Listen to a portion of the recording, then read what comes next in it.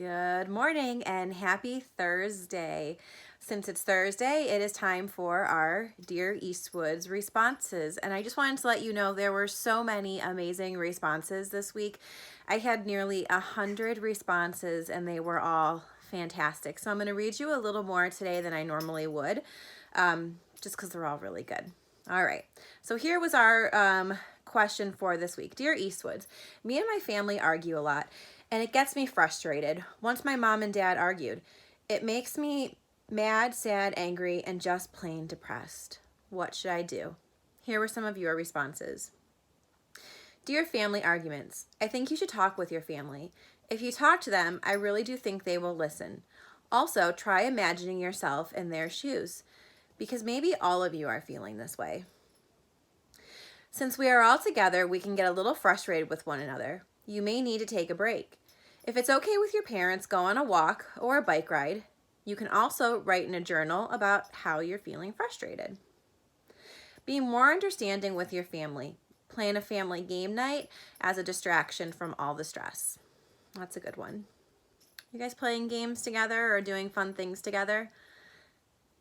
I find that's a good way to relieve stress for sure. I hate it when my family argues, but I try to make them laugh or smile when they do. But when your parents argue, just remember that it's not your fault, and if you want, you can tell your parents how you feel when they argue.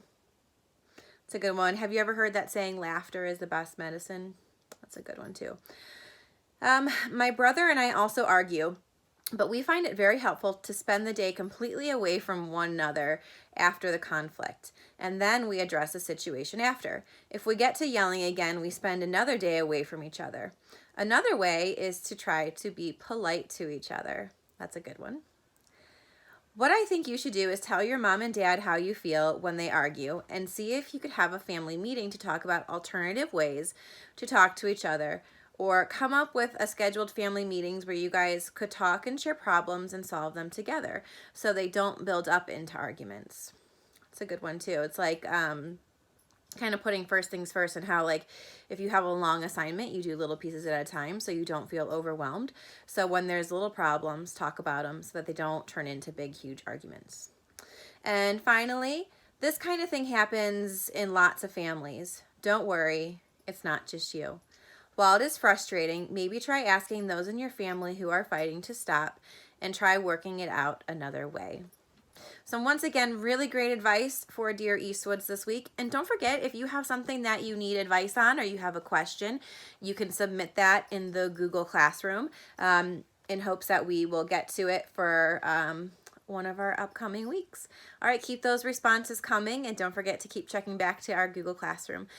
We will not have lunch groups tomorrow, Friday, because we don't have school.